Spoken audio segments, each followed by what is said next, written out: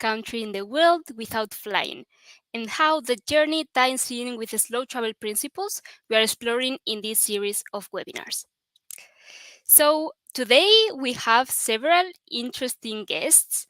We will start with Thor Pedersen, who is the first person in history to have visited all 193 countries in the world in a continuous journey without flying.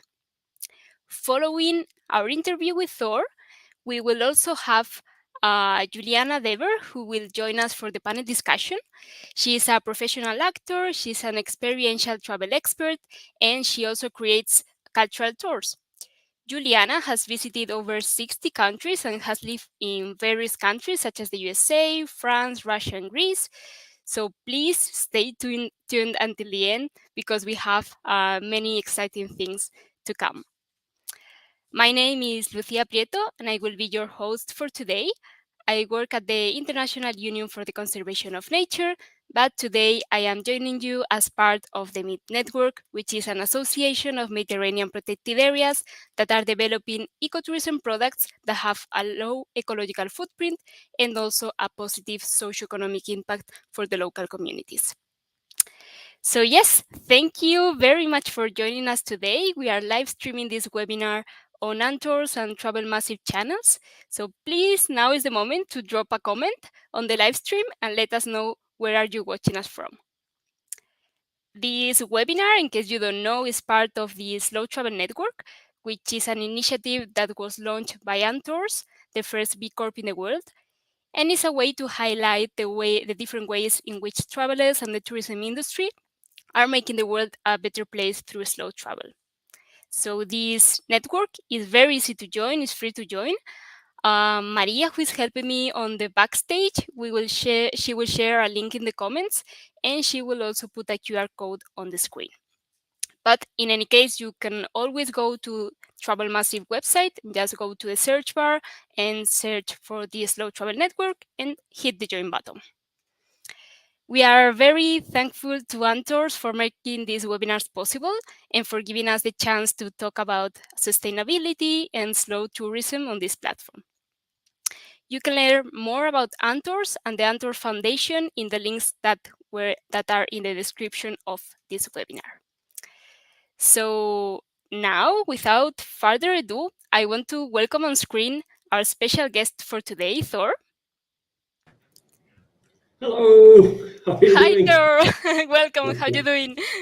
I'm very good, thank you. You look great today. How are you? All good. Where are you joining us from? I'm joining you from rainy Copenhagen in Denmark. I'm in sunny Malaga, so Just the opposite. So yeah, now before we start with the questions, we are going to play the short trailer that we have for your upcoming documentary. So you want to very quickly introduce it and maybe introduce yourself as well? Sure. My name is Thor Peterson. I'm from Denmark. I'm an adventurer and a modern day explorer. I spent the last decade exploring if it was possible to reach every country in the world completely without flying. It was. We're making a documentary and we've been shooting it for the past 4 years. It's Mike Douglas in Canada, who's the director of it, and he's an award-winning director. And this is the trailer. It's 2 minutes and 20 seconds, and it came out really well. I'm really excited about the documentary. Good. So time to see it. Maria, if you can help us with the trailer. Looking back now, would you say it was a good idea? It seemed like a good idea. Welcome to Sudan, Vietnam, Egypt. Starting in his home country, Denmark, Thor Pedersen set out on a mission to visit every country in the world without using an airplane. If you're trying to go to every country in the world, it's challenging. What Thor is doing, it's insane. I'm doing it because it has not been done before. Can't believe how difficult this is. It was never meant to be like this. He thought it would take just below 4 years. Today marks 8 years 8 months and 8 days. It's like, you just started up a relationship. How are you going to do this? I cannot stop him in doing what he wants to do. But why is he going to leave all that behind?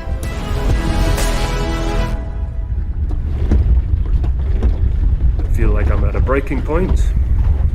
The airport looks really tempting. Son, if I should die, don't fly home to look at a dead body. I've done 90% of it. How do you not cross that finish line when it's right there?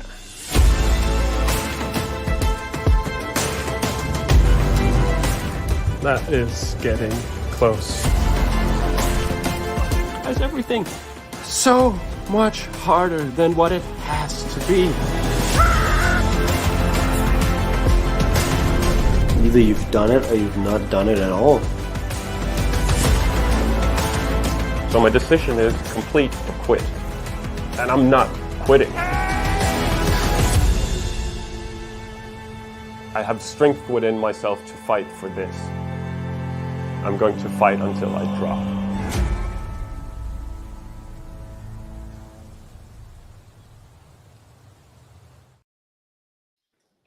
Wow. Yeah,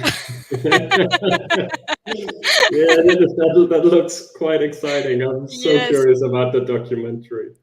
It's coming on 2024, right? Yeah, it's coming in 2024. It might be ready in the beginning of 2024. So it's coming. It's very close now. Very soon, yeah.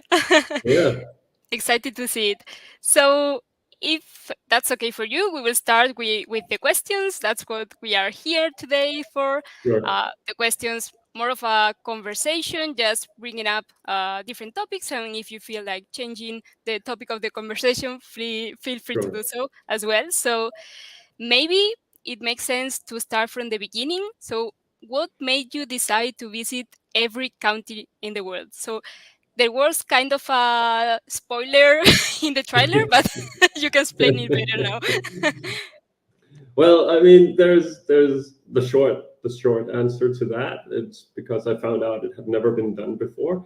And the bit longer answer is that I grew up near forests, and I would venture into the forest and pretend that I was Robin Hood or pretend that I was Indiana Jones, and I would go on these adventures. And then I would grow up and eventually start reading about real adventurers and explorers, the ones that went to the North Pole and to the South Pole for the first time in history and explored those areas, or the first to reach the highest mountains or the deepest seas. And then I slowly realized there is nothing left, that we have satellites that have filmed everything from high above, and there's no more exploration, and everything has been done many, many times over. And then back in 2013, I found out that no one had gone to every country in the world completely without flying. And it just struck me like lightning, and I couldn't shake it out of my body. So I was, how long was it? 12 years into a career within shipping and logistics. I had a wonderful woman in my life. I just bought an apartment with the bank's money, and there was nothing that pointed in the direction that I would go out and do a thing like that. But I just couldn't shake it out of me, and eventually I started planning and set out. So I imagine it was also kind of a hard decision to leave everything behind and start this big adventure. Yeah, absolutely. Also because I didn't know it was going to take almost 10 years. I didn't think it was going to take almost 10 years, but I did think it would take about 4 years. So that was already a really big commitment on my part. And I was worried that I would leave and then be in a long distance relationship, and there wouldn't be anyone when I came back home. Or I was worried about what might happen over the course of 4 years. And I was also curious to see if I had the strength and if I had the creativity to find the solutions, and if I had the skills to make all the networking that I had to do along the way. I mean, yeah, it was a big ordeal to set out on it. Yeah. So did you have like a master plan of what you were going to do, or was there room for improvising a bit as well?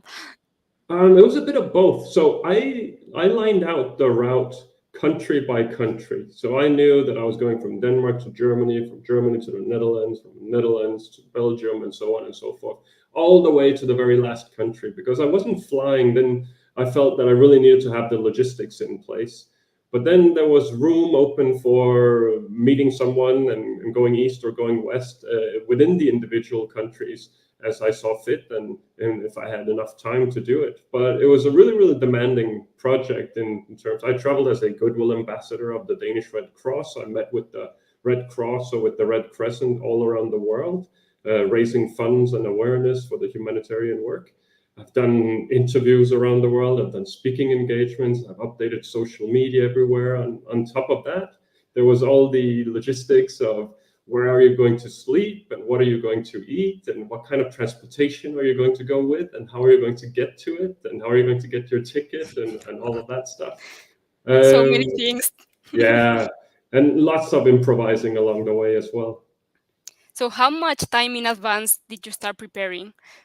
I would say roughly 10 months in total, but it wasn't strict planning from the beginning. In the beginning, it was just this creative idea that, the adventure and going out into the world and thinking about what that would be like, but actually not believing that I was going to do it because I had my career and I had my life and my friends and all of this.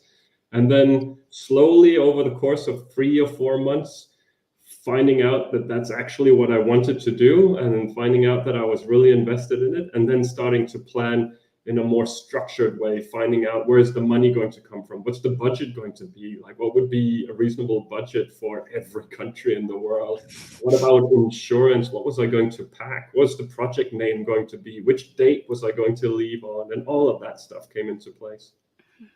And did you have any specific rules about how many days you were going to spend in each country?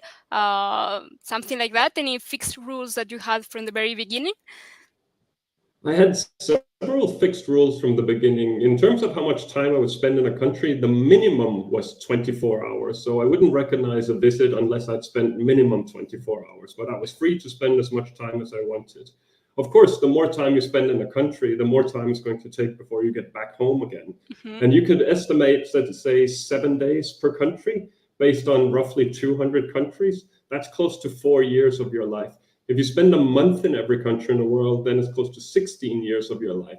So the difference between a week in a country and a month in a country for every country in the world is a difference between 4 years and 16 years.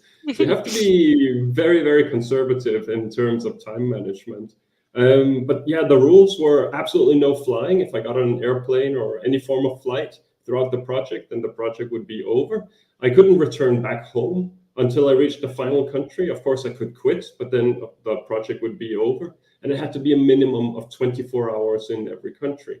On top of that, I decided that the project budget was going to be $20 per day. So that wasn't a limit. I could spend more than $20, but as an average. So then if I spend more than $20, I have to save it another day somewhere along the route. I didn't want to pay any bribes as I went along to every country in the world as well. I didn't eat at McDonald's. That's an important one. But that was kind of a rule that it's like it wasn't a fixed rule, but I was meeting people and I say, okay, are you going to enjoy the local food? And then I joke and I say, well, I'm not going to eat at McDonald's. Of course I'm going to. When I go to Portugal, I'll have Portuguese food, and when I go to wherever, then I'll have local food. And then eventually I realized, I haven't been to McDonald's for 2 years, and now I haven't been to McDonald's for 3 years. And I just decided no McDonald's. Are you going back to McDonald's anytime soon, or is it finished for good? Not so far. So regarding, you were saying that no airplanes, that's for sure, but did you have any preferences regarding the means of transport that you were going to use? The cheapest one, the fastest one, the most comfortable one? What was the reasoning behind it? Yeah, well, the cheapest one and the fastest one, if you can get both at the same time, then that's the optimal solution. I was aiming for public transportation wherever I went. So I was trying, whenever you can buy a ticket for buses, for trains, for ferries, for minibuses, and so on and so forth. But yeah, as cheap as possible because of the budget. $20 per day is not a lot of money if you have to cover transportation, accommodation, your meals, and your visas. Then $20 is quite limiting. So it's more often than not the absolute cheapest form of transportation, even though it's a bus that stops 1,000 times during the journey and takes 3 days, when you could go with the VIP Express in just half a day. Mm-hmm. Also, hitchhiking was part of the experience, or? Hitchhiking? Yep. No, not really. I mean, there are some parts of the world where there are no buses, there are no taxis, and there are no trains. So the way it works is you wait for some vehicle to pass. And let's say they're logging. So let's say they're cutting down the forest and they're transporting the logs down to a port somewhere. Then you have these big trucks coming back and forth up and down the road. And then you wave down one of these trucks, and it's sort of like a system. So you don't negotiate a price. It's like everybody knows what it's going to cost. If you get into this truck, then it will cost you $8, and everybody pays $8 or $2 or whatever it is. So it's sort of a system, but it's not conventional transportation in the same sense. And for accommodation, were you using hotels, hostels, or more like family-run things and couch surfing? Everything. I mean, the objective was to have a place to sleep. And if someone is inviting me, and if I felt I had enough time to be social as well, and if it was someone that I trusted, well, then I would definitely go and stay with a family somewhere. And I did this many places around the world. I would stay at a lot of hostels because there are so many apps today, and you can just book a hostel in advance, and it's usually quite cheap, just a few dollars, and you'll probably even get Wi-Fi and sometimes breakfast, or at least tea when you go there. So that's worked really well for me. I met people who were able to put me in contact with 5-star hotels. So, sometimes I'm sleeping on the street because I have no option. And then So that actually happened. Yeah, I slept on the street several times. I also traveled with a hammock. So whenever I had the opportunity to put up my hammock, I would do that and save a little bit of money. But then, the difference between sleeping on the street and then suddenly staying at a 5-star hotel. It's really been everything in between. So I guess that you were saying that at the beginning you were thinking that it was going to take about 4 years, and it ended up taking almost 10. So I guess that a lot of things didn't went according to the original plan. Where can you share any examples of the most challenging moments that you had during these 10 years? And I guess that you will have some. Well, most challenging, a lot of it. All of it. But when it's over the course of 10 years, so in reality, maybe 80%, which is by far most of the project, was straightforward and easy. There was transportation relatively easy, borders, and maybe no checkpoints and so on. And then the 20%, within the 20%, some of it was extraordinarily hard. It was difficult to find a route across the North Atlantic in the wintertime. I went with 7 different vessels with container carriers and trawlers and fishing boats, and to negotiate and get permission to come on board. We were caught in a storm somewhere nearby where Titanic sank. I've been traveling on board soul sellers, which is a nickname for vessels that are in so poor condition that it's guaranteed they're going to sink. You just don't know when are they going to sink. So it could be the next time, it could be after the next 10 trips, who knows? And 3 of those soul sellers are confirmed today to be at the bottom of the sea. So 3 of the ships I sailed with sank after I sailed with them.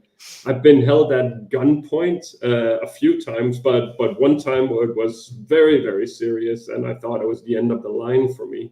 I had cerebral malaria. There was a global pandemic that kind of threw a wrench in the machinery for me. And I happened to be in the most difficult part of the world in terms of the pandemic. when the virus started attacking and going across borders, because the Pacific was the part of the world that felt most vulnerable towards the pandemic, and they closed their borders, and they kept their borders closed for the longest time. I was stuck in Hong Kong, which was a blessing, because Hong Kong is absolutely amazing, and I made some of the best friends in Hong Kong, and I saw incredible things and had amazing food and did some fantastic hiking, and they have beautiful beaches and so much culture and history. I absolutely love Hong Kong, but it wasn't fun being stuck. And I was stuck for 2 years, not knowing if I was going to be able to. Yeah, it's a very, very, very long time. And I mean, if you look at Hong Kong and China and how long that stayed closed and how strict they were in terms of their rules compared to Denmark, where I'm from, Denmark was actually the one country in the world that opened up the first country to open up and say, you know, we're going to continue life. We recognize that the virus is still an issue, but it's not an issue for our way of life in Denmark. The healthcare system is good enough. We can handle it, and so on and so on. So my country was the first to open, and I was in the last one. Yeah. And how many countries were left for you when you were stuck for 2 years? Only nine. Nine countries left. So I think that many people probably think that this took almost 10 years because I love traveling so much and I just wanted to see more and meet more and more people. But the reality is I couldn't do it faster than what I did. It took almost a decade because I couldn't get the visas. I couldn't get on board ships, and it just took an enormous amount of time and effort to get through it. I was pretty tired and good and ready to go home after about 2 years of travel time, living out of a bag and sitting in buses and trains and applying for visas and so on. So, I mean, after 2 years, I felt, okay, I've seen a lot and I've done a lot, and now I actually want to go home. But I decided I was going to keep fighting because I wanted to finish the project. I wanted to have it completed, and I wanted to have it completed successfully. And then it went on to 3 years and 4 years and 5 years, and I got more and more tired, and then 6 years, and then 7 years, and then global pandemic. So you can only imagine. And you were thinking that sometimes it was hard to get visas. What were the hardest countries to visit in terms of visas, or maybe because they were dangerous? In terms of visas, I would say Equatorial Guinea, which is a small Spanish-speaking country in Central Africa. It was really rough getting the visa. It took me 3 months to get the visa, and then when I had the visa, it took me another month before they would allow me to cross the border. Saudi Arabia was really, really hard to get a visa for at the time when I went. So today, in 2023, they have a tourist visa. But when I was trying to visit Saudi Arabia, they didn't have a tourist visa, and they didn't have a tourist visa for 40 years, you know? So I was at the very end of their 40-year streak of not issuing tourist visas. It took me 7 months to gain entrance into Saudi Arabia. So I guess that forced you to change plans all the time. Yeah, well, I mean, so with Equatorial Guinea, there wasn't much I could do. I was in the region, and I was trying to go to different countries, go to different embassies and different consulates, crossing hundreds and hundreds of checkpoints, trying to solve this Gordian knot of bureaucracy and logistics as well. With Saudi Arabia, because Saudi Arabia is such a big country, such a large country, there are many smaller countries all the way around. And then I could go from one country to the next country, to the next country, to the next country. So I wasn't wasting my time in the same way. I was still visiting new countries. And then finally, I was able to get inside Saudi Arabia. Mm-hmm. So did you do this all on your own? No, I don't feel like it's an interesting question, because I was the only one traveling. And for the most part, I was doing the bookings and buying tickets and managing getting up in the morning, meeting people and doing all this. But in reality, I feel that this was a group effort. I feel that I had support from someone in every country, no matter which country you mentioned. And someone in that country helped me gave me a cup of tea, gave me a place to sleep, gave me some contact, a connection, drove me to a station, or who knows. But people have been very helpful and very supportive all around the world. So in that sense, I didn't do it alone. But if you mean that I had a team and someone was organizing on my behalf and helping and supporting and telling me what to do, no, I didn't have a team. And you were saying that most people were happy to help and offering, as you say, a cup of tea or a ride when you need it.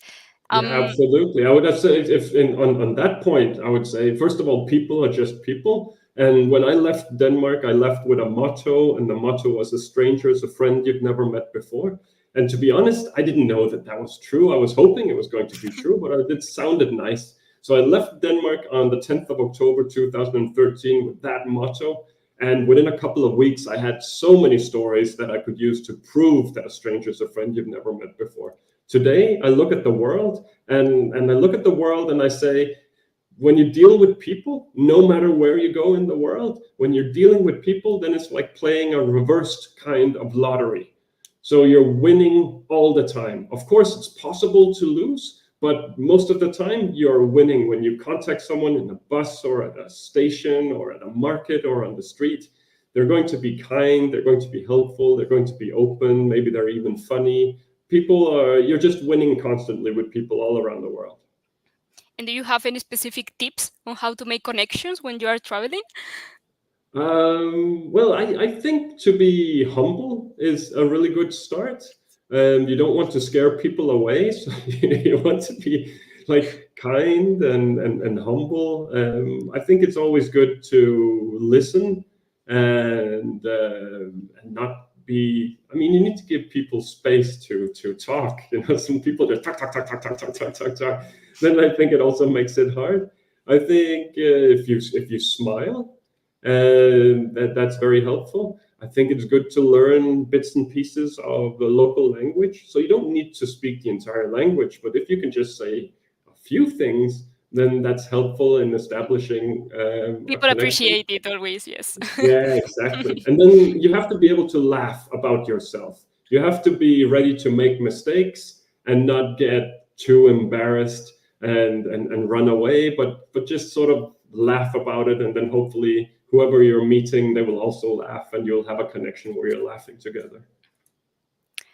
And now that everything is finished, if you were to do everything all over again, would you do anything differently, or would you do the same exact thing? I don't want to do it again.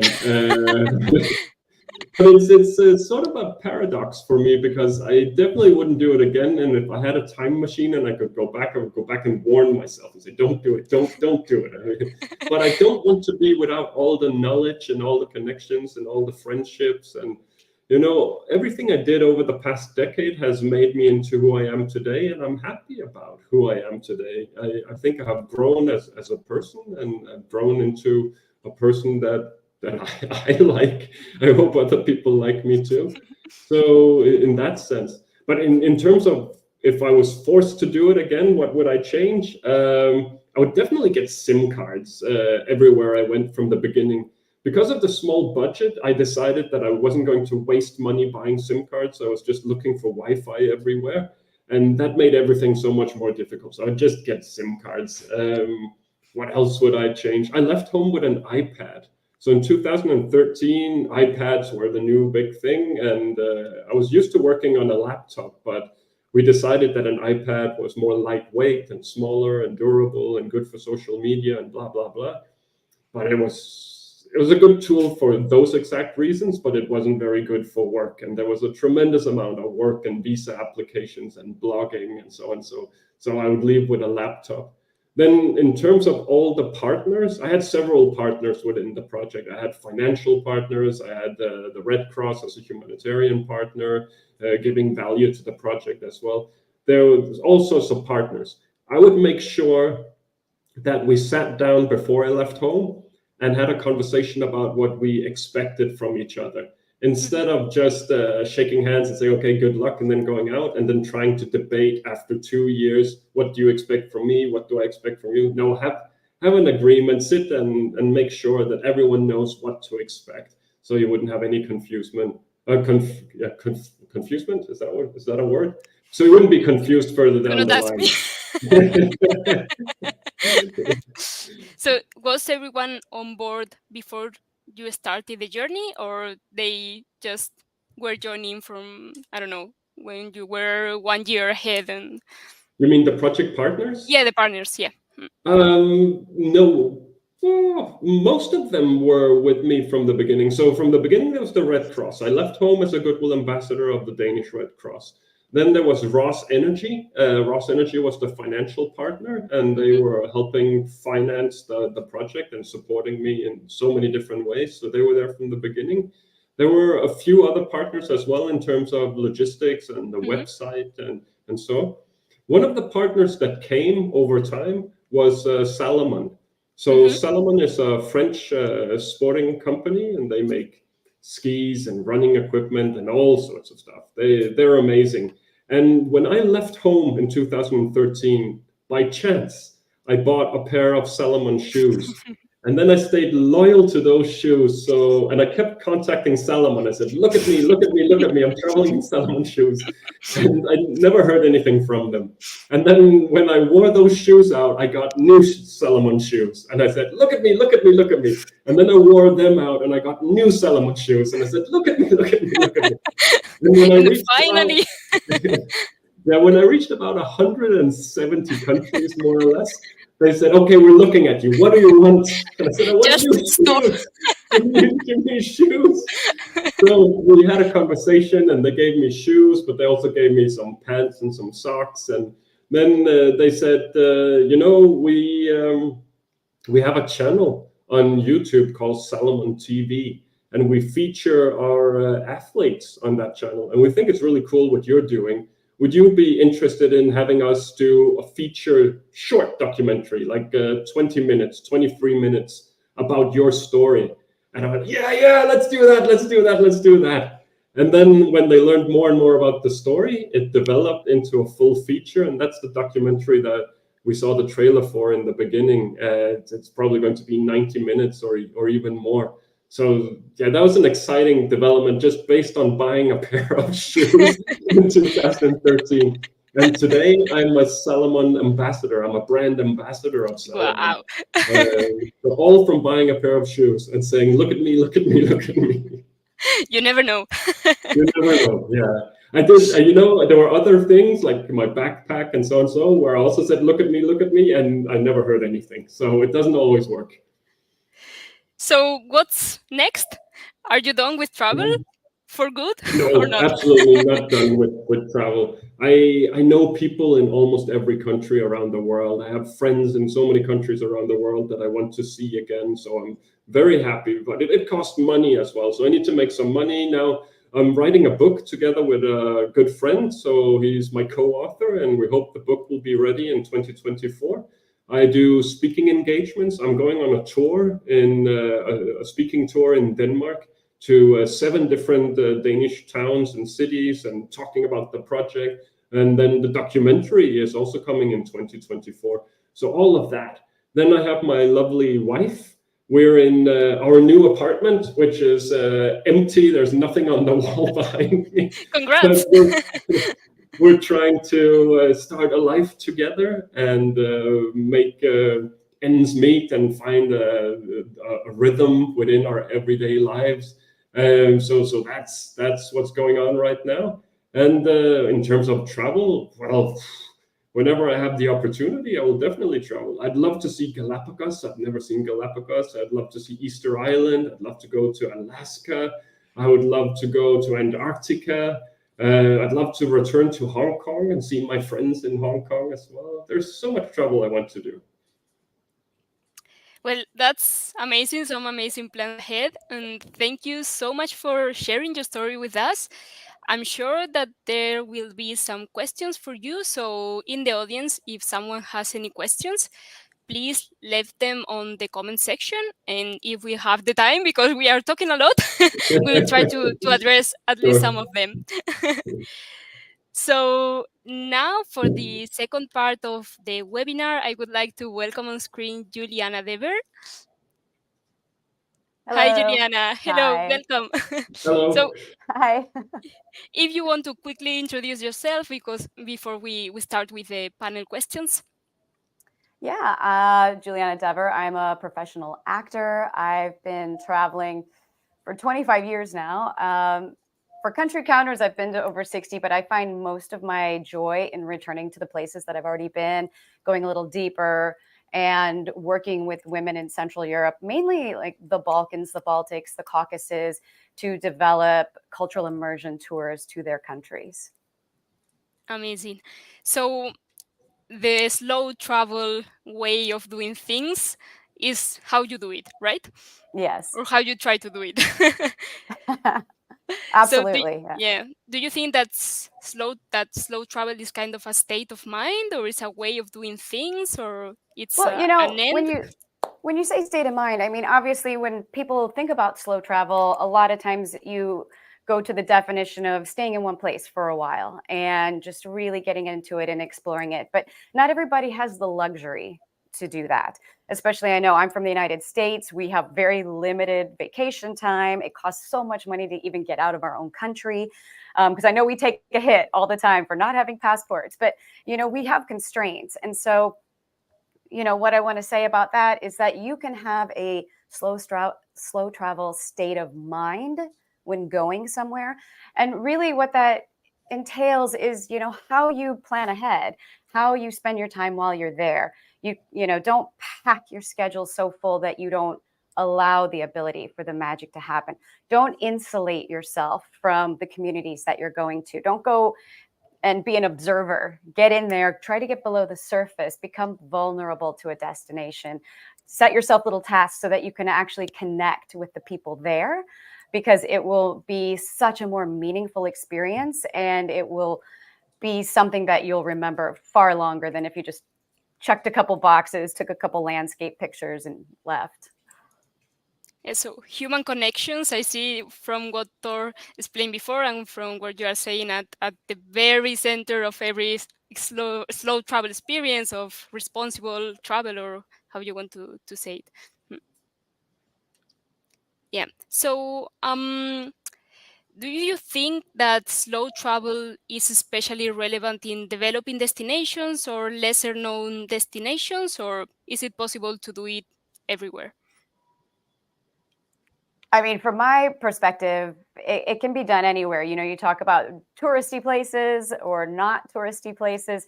And, you can go to some of the most over touristed countries in the world and still find villages where they're not actually getting a lot of people overwhelming their resources. And you can have that opportunity to support those small businesses.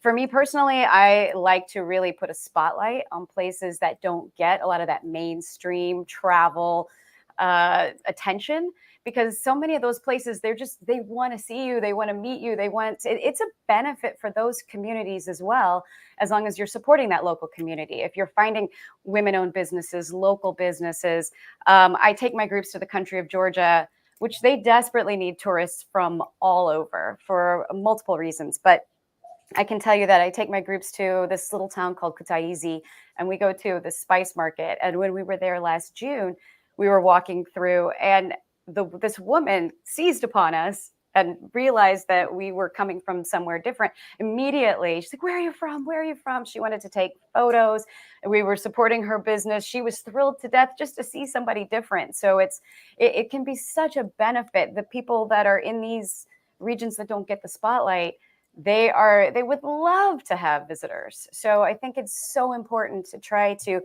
move away from the places that are overwhelmed and give some of those tourism dollars and give some of that connection to people in other areas of the world. Any place you would recommend, Thor, regarding lesser touristy destinations, or?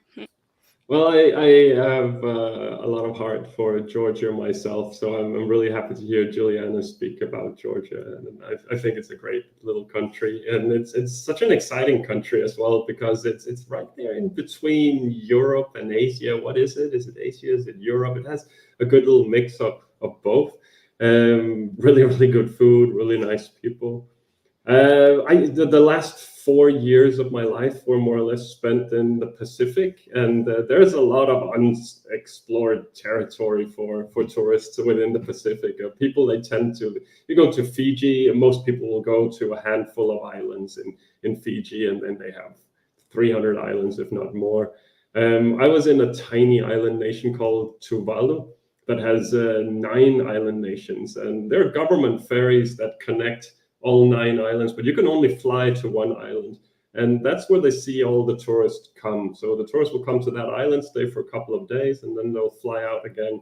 And I think that the locals are happy to see people come to that one island, but there's even more joy when people take the time to go out to some of the other islands and see what life is about out there.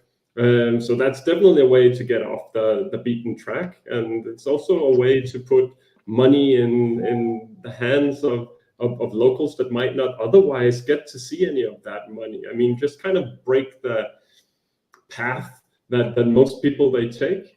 But I think Juliana is onto a really good point. Like, you could go to the most touristy place in the world, and you can still, if you just open your eyes and if you're open to, I like the way Juliana said, make yourself vulnerable to the environment, then you can have an amazing experience in a place where millions of people have been before you. Do you think that tourism is a tool to help to preserve traditions and history? That's certainly been my experience. Sorry, Thor. No, I was going to ask if you wanted to answer that. Oh, yeah. I run tours in the country of Georgia. I also do in the Balkans, in Slovenia, Croatia, Baltic, Poland. And something that I've seen that has started to happen is, for me and my guides, I partner with local guides, and we actually go on scouts that get really deep. And I think even as travelers, whether we're content creators, whether we're tour operators, it's incumbent upon us at this point to do something that's not only sustainable, but tenable, but also is contributing to the well-being of the community. So when you talk about preserving heritage, one of my guide in Poland and I, we drove around at night. We would sit there and just Google, and she found a place on Google Earth. She's like, this woman makes cheese. We should go find her. Because I'm thinking, I can bring my group here. We actually had to off-road a little bit, and Maggie knocked on her door and started speaking, and we had this beautiful conversation turned out over a half an hour, where we found out that she was like the local choir director, and she was part of the art community. And so for us to dig a little deeper, what that meant is now we are bringing tour groups to this woman's home, and she now has more money coming in, and it gives her time to kind of get out of survival mode and get into, well, how did they make cheese 100 years ago? Maybe I can get back to doing it even more in the tradition of this area. And so using your tourism dollars to get into areas that can start centering the traditions of the past, they can reach back and do that and have that as their main focus. And I think that's a really valuable way to move forward as tourism continues around the globe. Mm-hmm. Yeah, I just want to add that I think that's probably the best way that you can make sure that traditions, they continue, by showing the locals that there is value in their actual traditions and in what makes their country or their village or their neighborhood or their household different from around the world, and give them a way that they can make an income on it. Then the traditions will live on. And I guess that visitors also appreciate that, to be able to experience something that is real and it's not staged for them to experience. Absolutely. It's so much more authentic. And, just coming away, like the experiences that I've had with my guests, they come away and they're buying so many souvenirs, but they're not buying these inauthentic things. They're buying something that they know the provenance, you know, it's like, I know whose hands made this, and I heard the story, and it means so much. They're connected. They become a steward of that area, like a protector, and also telling other people, you have to go see this, and it just snowballs from there. Yeah, I did this thing within my project where I wanted to take something from every country in the world and bring it to the next, give it as a gift to someone, and then take something from that country to the next. And it proved really hard in some countries to find something that wasn't made in China, you know? So there's a real point in trying to make people value and their own traditions and their handcrafts. And thinking more in general about the tourism industry, how do you think that the industry could provide more sustainable ways of traveling?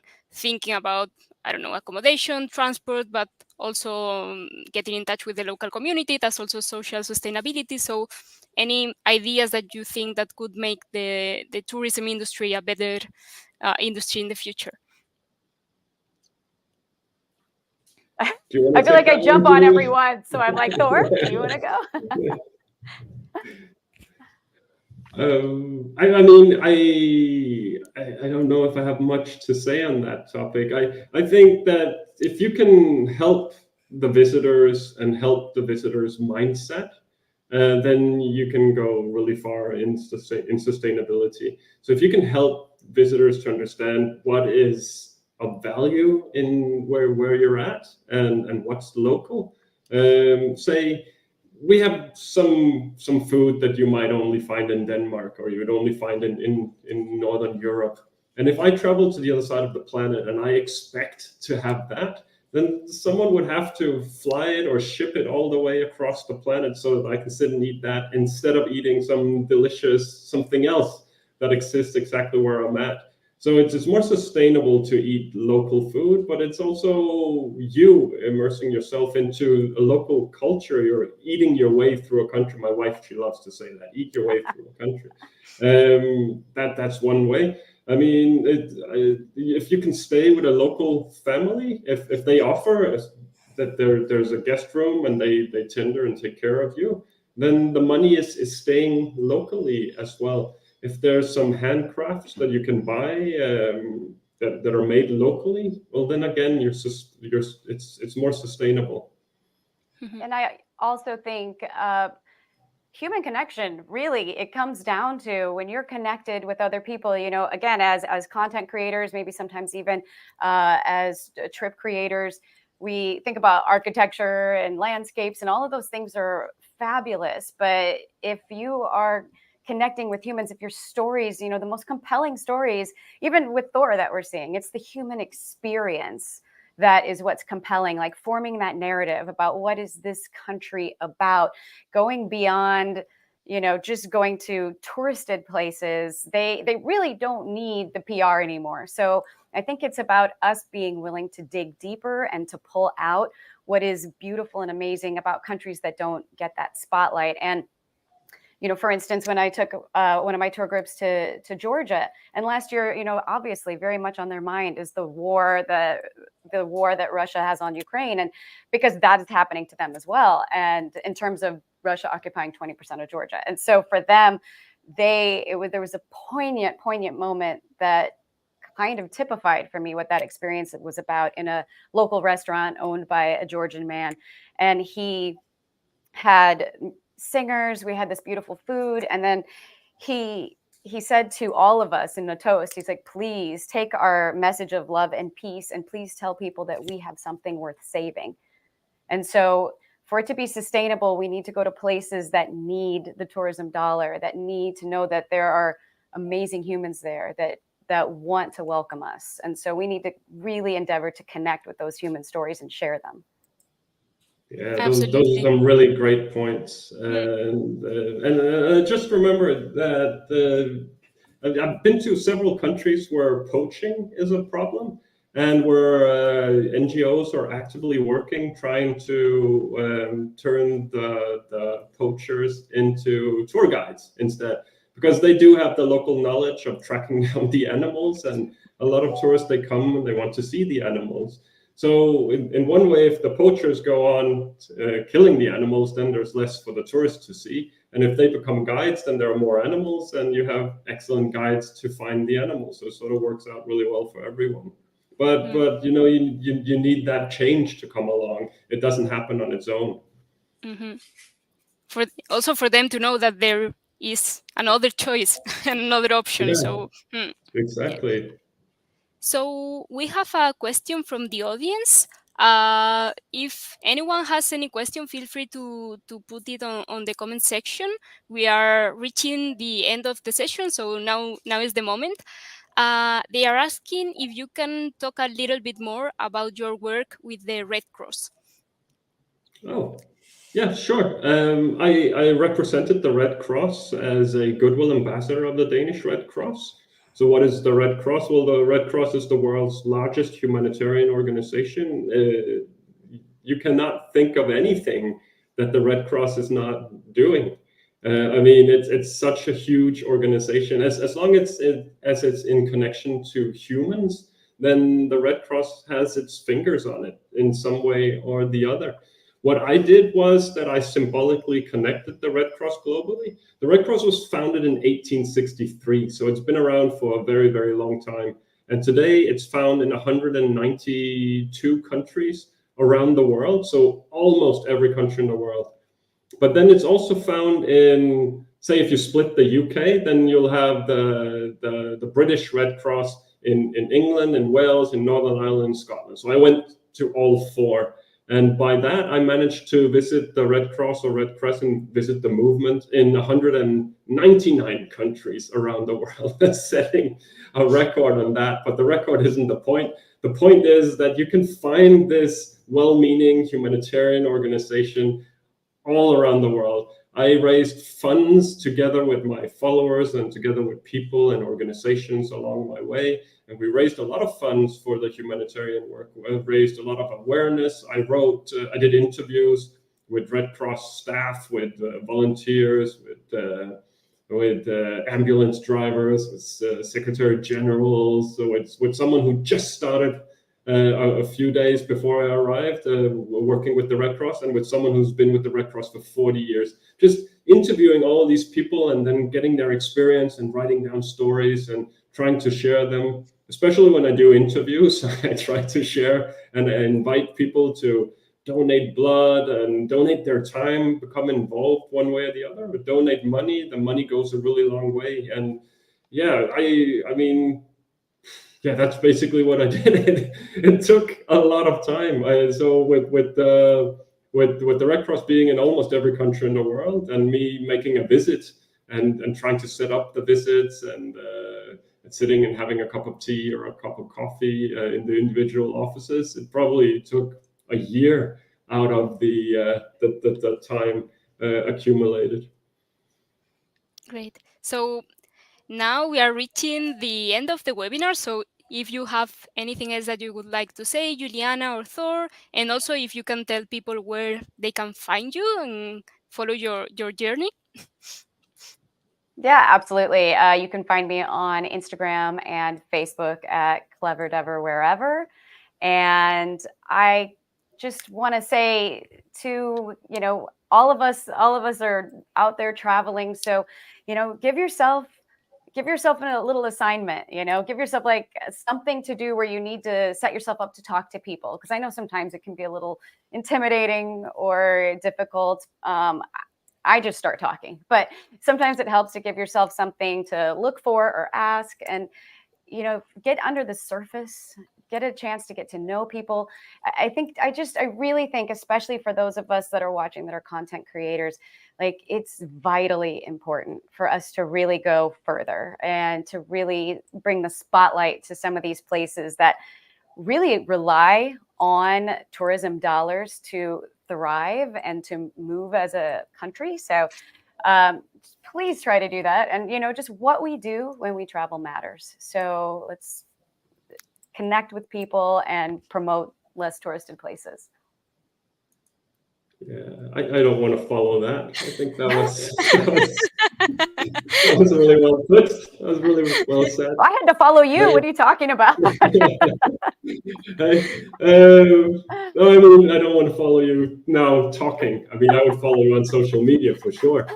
No, I guess what I could add is maybe just say that people are just people all around the world. Like, if you get into a bus, don't expect the bus to be full of terrorists. The bus is going to be full of people going somewhere. You know, it's mothers and it's fathers and children and students and business people and whatnot, and it goes for everywhere around the world. Like, you're just meeting people who are trying to cope with their everyday life. Some people are doing better than others, but people are just people. And in most cases, if you reach out and if you're kind, you're going to get exactly that in return. Well, thank you so much, Juliana. Thank you so much, Thor. It was a very interesting conversation. I hope that the audience felt the same thing. Just a final comment for the audience. Don't forget to join the Slow Travel Network, and you can get inspired by amazing travel stories such as the ones that we had today. And we would like to also announce our next webinar. That it will take place on the 25th of October, and we will have Antwerp Foundation talking about the slow travel impact on local communities. So it will be announced on Travel Massive, so keep an eye on it. And thank you so much, and see you next time. Thanks. Bye-bye. Thank you. Bye-bye.